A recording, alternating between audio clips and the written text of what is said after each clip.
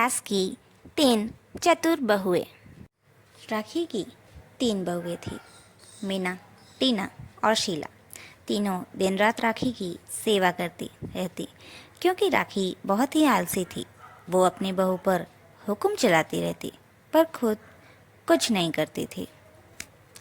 उसकी तीनों बहुएं उसकी इज्जत करती थी, इसलिए उसे किसी काम के लिए मना भी नहीं कर पाती थी, और इस बात का राखी बहुत फ़ायदा उठाती थी। तीनों बहुएं बहुत थक जाती थी, लेकिन राखी के काम तो कभी ख़त्म ही नहीं होते थे। वो एक के ऊपर एक अपनी तीनों बहुओं को काम बताती रहती थी। ये सब तीनों बहुओं को अच्छा नहीं लगता था। वो सब अंदर ही अंदर रोती रहती थी, लेकिन आखिर वो तीनों भी कितना सहती।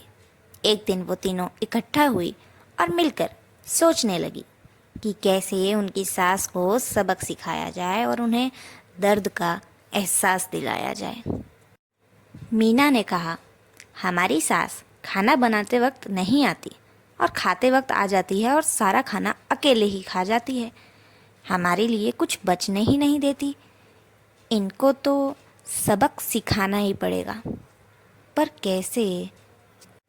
टीना ने कहा, और नहीं तो क्या, हम लोगों पर शासन चलाती है कि दिन भर सिर्फ एक ही कपड़ा पहनकर घूमो, और खुद दिन भर में 4 साड़ियाँ बदलती है, और वो भी धोना हमें पड़ता है, उसे क्या?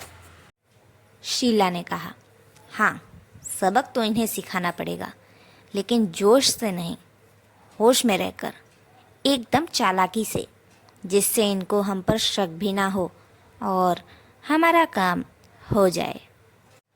फिर से मीना ने कहा, हाँ, मैं तो दिन भर घर की साफ सफाई और बच्चों में बिजी रहती हूँ। टाइम बचता है तो सासू माँ मुझे कपड़े धोने पर लगा देती है। फिर टीना कहती है, मैं तो दिन भर सासू माँ के आगे पीछे रहती हूँ। उनको कब क्या खाने का मन करे, कब क्या मन करे, कोई नहीं जानता यार। यानी उनको मेरी ज़्यादा ज़रूरत है।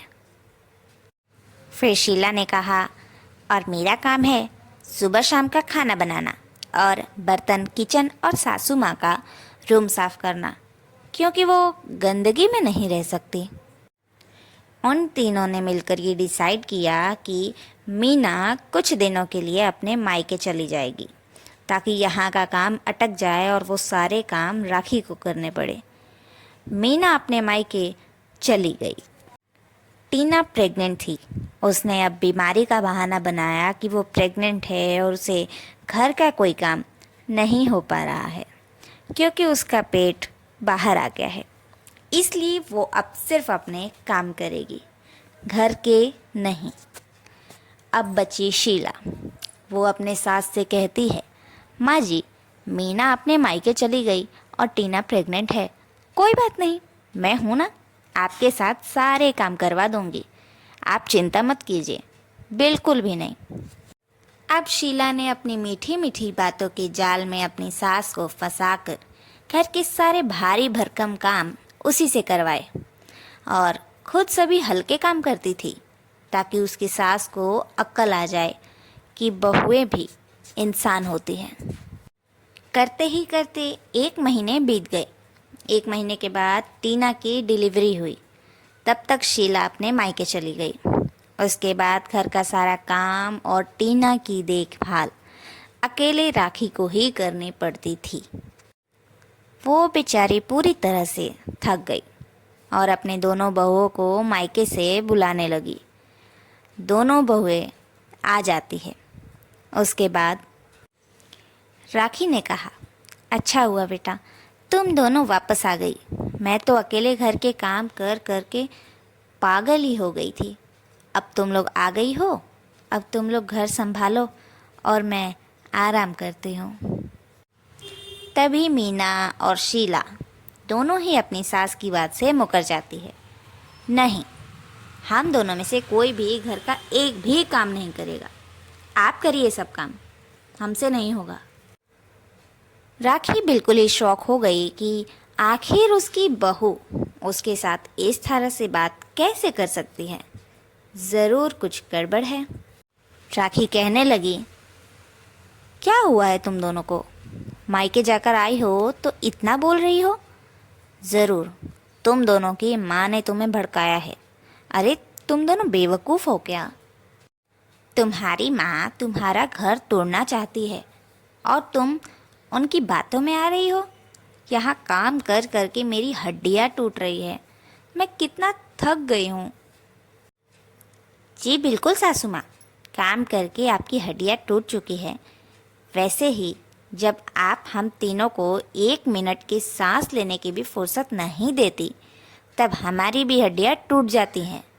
हम भी थकते हैं, हम भी तो इंसान हैं, बहुओं ने कहा। पर आपने कभी ये बात समझी ही नहीं कि हम भी इंसान हैं। हमें जानवरों की तरह भगाती रही, दौड़ाती रही काम में और खुद आलसी बनकर आराम करती रही। शीला ने कहा, अब आपको एहसास हो रहा है कि अकेले सारा काम करने में कितनी मेहनत लगती है। हमें हमारी माँ ने कुछ नहीं भड़काया। हम दोनों जानबूझकर अपने अपने मायके गए थे, जिससे आपको अपनी गलती का एहसास हो सके, पछतावा हो सके। अपनी बहू की बातें सुनने के बाद और अपनी हड्डियों का दर्द को महसूस करने के बाद राखी को ये एहसास हुआ कि उसने इतने सालों से अपनी बहुओं को अपना गुलाम बना रखा था। इंसान जैसे नहीं बल्कि जानवरों जैसे काम करवाती थी उनसे। और फिर राखी ने अपनी तीनों बहू को बुलाकर उनसे माफ़ी मांगी।